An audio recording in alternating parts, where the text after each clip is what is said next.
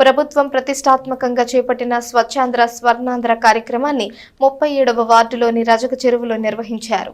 ప్రతి నెల 3వ శనివారం నిర్వహిస్తున్న స్వచ్ఛాంధ్ర స్వర్ణాంధ్ర కార్యక్రమాన్ని శనివారం పట్టణ రజక చెరువులో నిర్వహించారు. జలధార జలహారతి ప్రధానాంశంగా కార్యక్రమాన్ని నిర్వహించారు. తెనాలి మున్సిపల్ కమిషనర్ రామాపలనాయుడు, ఆరోగ్య శాఖ అధికారి డాక్టర్ మువ్వా యేసుబాబు పర్యవేక్షణలో శానిటరీ ఇన్స్పెక్టర్లు, శానిటరీ సెక్రటరీలు, నగర దీపికలు సిబ్బంది పెద్ద సంఖ్యలో పాల్గొన్నారు. రజక చెరువులోని చెత్త కవర్లు, ఇతర వ్యర్థాలను తొలగించి శుభ్రం చేశారు. చెరువులోని కలుపు మొక్కల నివారణకు మందు పిచికారీ చేయించారు. అనంతరం స్వచ్ఛాంధ్ర స్వర్ణాంధ్ర ప్రతిజ్ఞ చేయించారు. కమిషనర్ రామ అప్పలనాయుడు మాట్లాడుతూ జల సంరక్షణ అందరి బాధ్యతగా చెప్పారు. నీటిని సంరక్షించకపోతే భవిష్యత్ తరాలకు ప్రశ్నార్థకంగా మారుతుందని హెచ్చరించారు. ప్రతి ఒక్కరూ తమ గృహ ప్రాంగణాలలో ఇంకుడు గుంతలు ఏర్పాటు చేసుకోవడం ద్వారా భూగర్భ జలాలను కాపాడుకోవచ్చని చెప్పారు. దానితో పాటు వర్షపు నీటిని వృధా కాకుండా ట్యాంకులు ఏర్పాటు చేసుకుని నీటిని సంరక్షించుకుంటే వివిధ రకాలుగా వినియోగించుకోవచ్చని అన్నారు.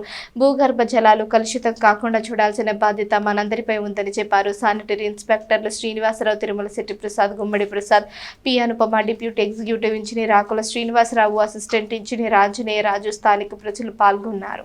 ఏప్రిల్ 3వ శనివారం నాడు ఆంధ్రప్రదేశ్ రాష్ట్ర ప్రభుత్వం ప్రతి నెల కూడా స్వర్ణాంధ్ర స్వచ్ఛాంధ్ర కార్యక్రమంలో భాగంగా ఒక థీమ్ని అనౌన్స్ చేసి దానిపైన ప్రజలకి అవగాహన కల్పించే విధంగా ఈ కార్యక్రమాన్ని రాష్ట్ర వ్యాప్తంగా నిర్వహిస్తున్నాము.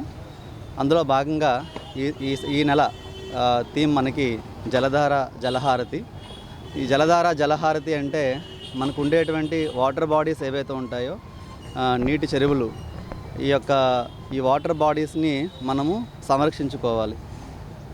అలాగే వాటిని తిరిగి ఏమైనా ఎంక్రోచ్మెంట్స్ కానీ, అలాగే కలుపు కానీ ఎటువంటి అయినా డీసిల్ట్ ద్వారా ఉంటే వాటన్నిటిని కూడా తొలగించుకోవాలి. మనకి ఈరోజు తెనాలిలో ఈ రజిక చెరువు సంబంధించినటువంటి ఏరియాలో మనకి ఎప్పటి నుండో దీని డెవలప్మెంట్ కూడా మనము ఉంది. గౌరవ మంత్రివర్యులు 37 లక్షల రూపాయలతో దీనికి సంబంధించినటువంటి డెవలప్మెంట్ యాక్టివిటీ కూడా జనరల్ ఫండ్ నుంచి కేటాయించడం జరిగింది.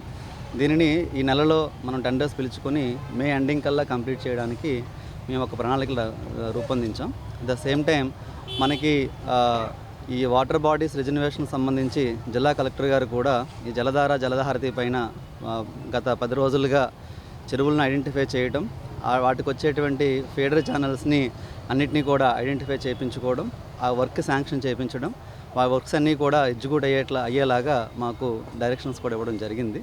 వర్షం పడినటువంటి అర్ధగంట కల్లా, అంటే 15 మినిట్స్లో పూర్తిగా డ్రైన్ అవుట్ అయ్యేలాగా మేము ప్లాన్స్ అనేటువంటివి తీసుకున్నాం. ఇంకా రెగ్యులర్గా ఇంటర్నల్ డ్రైన్స్ అన్నింటినీ కూడా మేము కంప్లీట్ చేస్తున్నాం.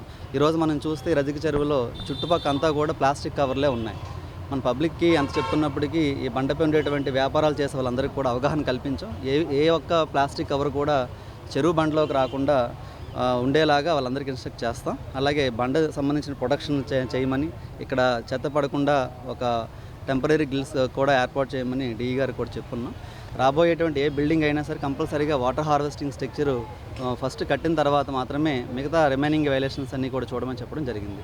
సో ఇవి ఒక పక్క వాటర్ హార్వెస్టింగ్, ఇంకో పక్క వాటర్ బాడీస్ని డీసిల్ చేసుకోవటము, బండిని ప్రొటెక్ట్ చేసుకోవటము, అందులోకి వచ్చే ఫీడర్ ఛానల్స్ని వీడ్ లేకుండా చూడడం ద్వారా వాటర్ బాడీస్ యొక్క నిజమైన సామర్థ్యంతో వర్షాకాలం నిండేలాగా, వాటర్ టేబుల్ ఇంక్రీజ్ చేసేలాగా ఈ జలధార జలహారతి కార్యక్రమాన్ని రాష్ట్ర ప్రభుత్వం చేపడుతుంది. కాబట్టి ఆ రకంగా తగిన చర్యలను కూడా మున్సిపల్ డిపార్ట్మెంట్